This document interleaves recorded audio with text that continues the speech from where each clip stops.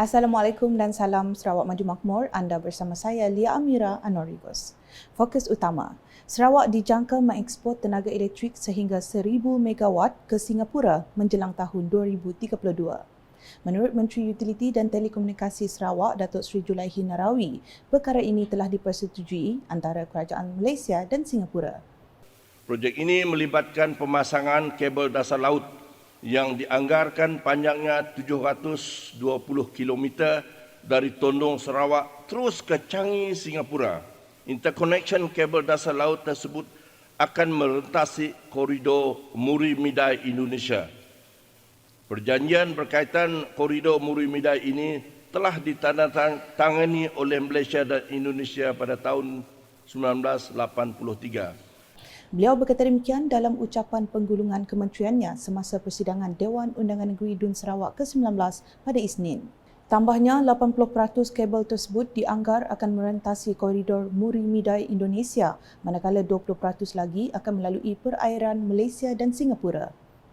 Sementara itu, Datuk Seri Julaihi memberitahu Lembaga Air Kuching LAK telah melaksanakan kerja-kerja flushing bagi menangani isu air keruh di kawasan Dun Padungan.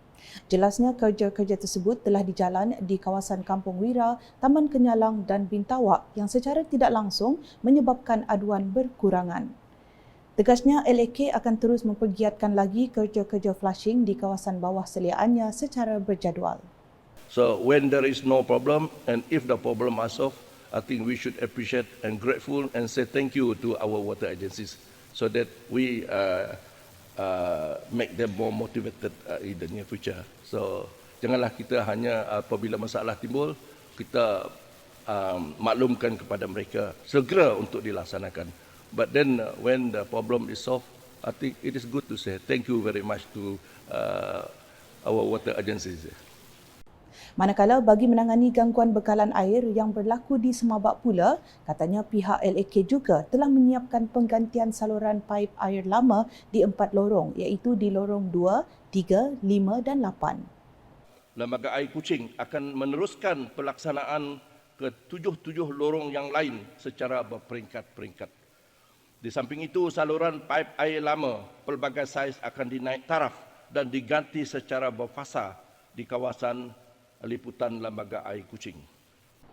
Dalam pada itu, Datuk Seri Julaihi turut menjelaskan Kementerian Utiliti dan Telekomunikasi Sarawak MUT bersama agensi di bawahnya sentiasa berusaha untuk melaksanakan inisiatif pendigitalan utiliti bagi meningkatkan kecekapan operasi dan kualiti perkhidmatan. Menurutnya, bagi meningkatkan pengoperasian bekalan air khususnya, Pusat Kawalan atau Command Center dan Sistem Kawalan Penyeliaan dan Pemerolehan Data SCADA telah dibina untuk memantau loji rawatan air dan sistem rangkaian bekalan air secara atas talian. Penggunaan Internet of Things, IoT dan teknologi pintar membolehkan agensi bekalan air mengesan air tak terhasil NRW, tekanan air rendah, gangguan bekalan air dan seterusnya mengambil tindakan awal untuk membaiki keadaan ini sekiranya berlaku. Jelasnya lagi, Sarawak kini sedang membangunkan sistem grid elektrik pintar bagi menambah baik prestasi pengagihan bekalan elektrik. Inisiatif ini termasuk otomasi sistem pengagihan. Inisiatif ini termasuk otomasi sistem pengagihan, infrastruktur pemitaran terkini, pengurusan prestasi aset pintar dan pendigitalan loji-loji penjanaan menerusi pemantauan jarak jauh dan diagnostik. Ini adalah usaha untuk menuju ke arah transformasi sistem grid elektrik yang mampan, cekap dan pintar. Tambahnya, penggunaan meter air dan meter elektrik pintar juga merupakan strategi pendigitalan utiliti untuk menambah baik kecekapan operasi dan penyampaian perkhidmatan yang mana setakat ini sebanyak 69,726 meter air pintar dan 64,141 meter elektrik pintar sudah dipasang dan akan diperluas secara berperingkat di seluruh Sarawak. Laporan seterusnya, Institut Penyelidikan Tanah Gambut Tropika Sarawak (TROPI) telah mendapat pencapaian cemerlang pada 2023 sekaligus memperkukuh kedudukannya sebagai institusi penyelidikan utama dalam pengurusan tanah gambut. Menteri Pendidikan, Inovasi dan Pembangunan Bakat Sarawak, Datuk Seri Roland Sagahwiin berkata, salah satu pencapaian utama tropi adalah penyertaannya dalam projek penyelidikan rangkaian kelestarian keanekaragaman biota tanah (BON) yang diterajui oleh Universiti Leipzig, Jerman. Dalam hal ini katanya, penemuan daripada projek ini tidak hanya akan memajukan penyelidikan saintifik dan pengetahuan tentang gambut tropika tetapi juga menyumbang kepada pelaksanaan amalan pembangunan dan pengurusan lestari di kawasan gambut. This global initiative aims to track and assess soil biodiversity over 10 years with 90 countries involved. We are proud to be the only scientific agency in Malaysia to be invited to participate in this research collaboration. In addition, TROPI has been invited to participate in the Living Lab for Wetland Forests, or LIV4. This is not Chinese.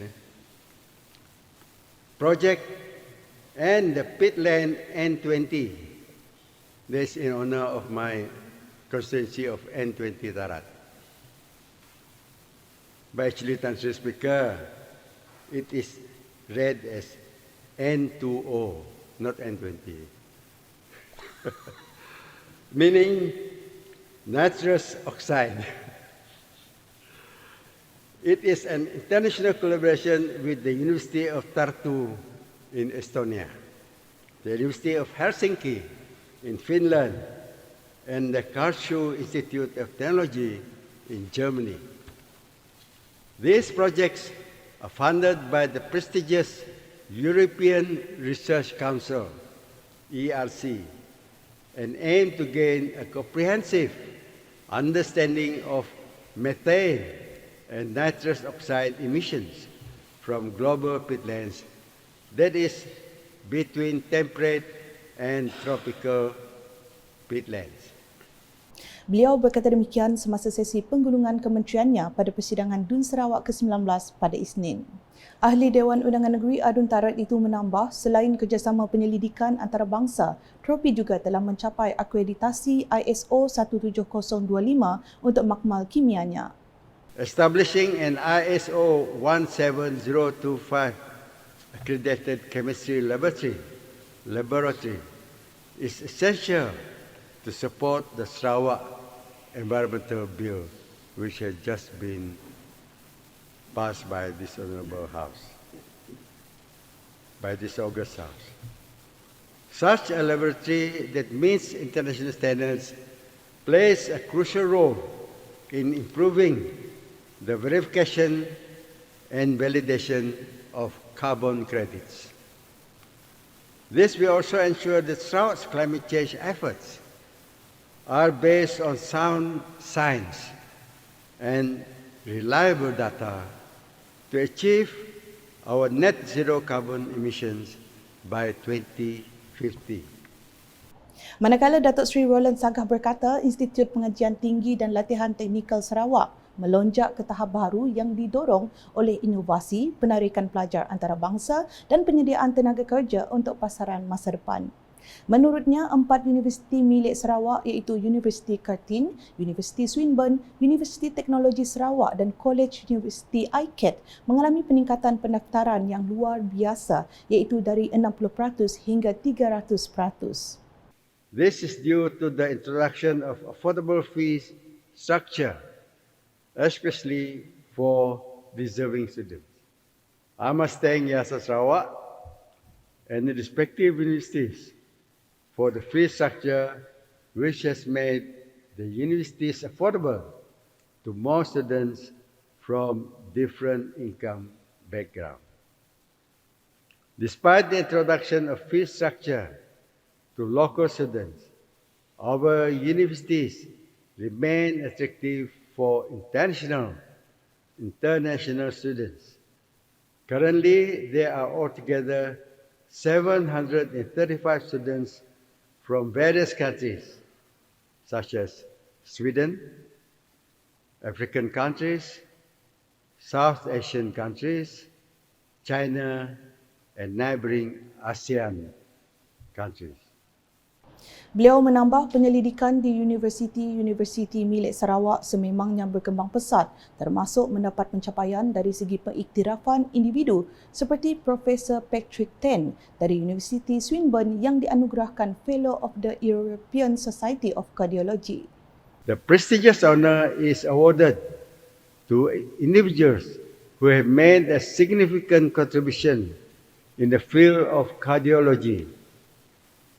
Professor Tan is a leading expert in health informatics and digital health research and development. Jelasnya lagi, anugerah berprestij ini sudah pasti menyolahkan komitmen Sarawak untuk menggalakkan penyelidikan dan inovasi bertaraf dunia. Paparan berikutnya, pembinaan semula kuil Seri Maha Mariaman di Jalan Awang Ramli, Amit Sibu capai kemajuan hampir 70% dan dijangka siap sepenuhnya pada pertengahan tahun 2024. Timbalan Menteri Pendidikan, Inovasi dan Pembangunan Bakat Sarawak merangkap adu nangka, Datuk Dr. Anwar Rapai berkata, peruntukan pembinaan semula kuil tersebut adalah dari kerajaan negeri melalui unit hal ehwal agama-agama lain UNIFOR dan juga Pusat Khidmat Dun Nangka. It's still about 60%, kan? Almost 70. Almost 70%, so they still need another 500,000. The total cost is actually escalated because initially was 1.1 now it's 1.6. because they have to stop during COVID, all this thing. And number two, the workers are specialized workers from India, to do all the carving, So, and this is the only temple, Hindu temple in Cebu. Beliau berkata demikian ketika ditemui pemberita semasa mengadakan lawatan ke tapak pembinaan semula kuil tersebut pada Ahad. Sepada lawatan kerja itu, beliau turut menyerahkan peruntukan sebanyak RM100,000 dari UNIFOR yang merupakan dana fasa ketiga. Dalam pada itu, masyarakat beragama Hindu di Sibu menzahirkan perhargaan kepada kepimpinan Kerajaan Sarawak serta Datuk Dr. Anwar atas keprihatinan dalam mengiktiraf keperluan mereka. Selanjutnya, inisiatif sektor swasta termasuk Borneo Medical Centre BMC yang membuka pusat perubatan di negeri ini adalah pelengkap kepada usaha kerajaan untuk menyediakan perkhidmatan serta penjagaan kesihatan terbaik kepada rakyat. Datuk Bandar Majlis Bandaraya Kuching Selatan MBKS Datuk Wee Hong Seng berkata, pembukaan BMC sejak tahun 2013 adalah tepat pada masanya memandangkan kini Hospital Umum Sarawak perlu menampung jumlah pesakit yang ramai. We hope that Borneo Medical Centre can continue to be progressive and innovative in providing a better care to Kuching folks and beyond. Congratulations once again, and may Borneo Medical Centre continue to serve the people of Kuching and neighboring cities and of course countries and for many years to come. Thank you very much. Beliau berkata demikian semasa berucap dalam majlis ulang tahun ke-10 BMC di Kuching pada malam Ahad. Justru tambah beliau, BMC turut menyediakan perkhidmatan penjagaan kesihatan yang dapat memenuhi jangkaan tinggi rakyat memandangkan populasi penduduk di Kuching semakin bertambah. Katanya lagi, penubuhan BMC harus dicontohi pengamal perubatan swasta lain dengan membentuk satu kumpulan untuk menubuh serta mengendalikan sesebuah hospital. Sekian edisi malam bersama saya Lia Amira. Berita lebih lanjut boleh didapati di semua platform media sosial UKAS termasuk portal ukas.sarawak.gov.my dan UKAS Channel di YouTube. Mengakhiri buletin dengan perkongsian visi Premier Sarawak 2030 Eco-Friendly Transport #saluran informasi rakyat. Salam UKAS. Visi Premier 2030 Eco-Friendly Transport. Pengangkutan lestari merujuk kepada pelepasan karbon rendah dan sifar, cekap tenaga, medium pengangkutan yang berpatutan termasuk kenderaan bahan api elektrik dan alternatif selain bahan api domestik.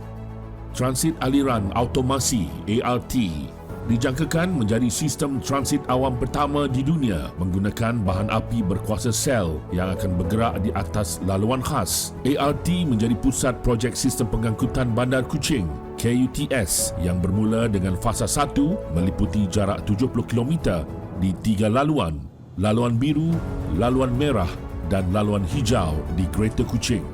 Perkhidmatan bas hidrogen dan elektrik.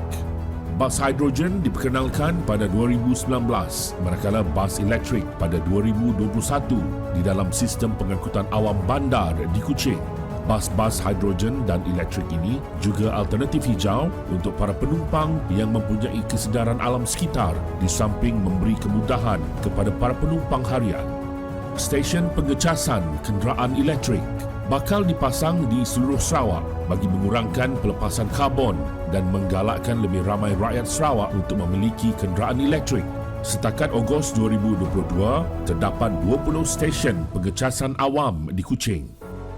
Dengan kepimpinan Premier yang berwawasan, Sarawak akan menjadi peneraju di peringkat nasional, malah ke peringkat global di dalam pelaksanaan pengangkutan mesra alam. Visi Premier, Sarawak Maju 2030.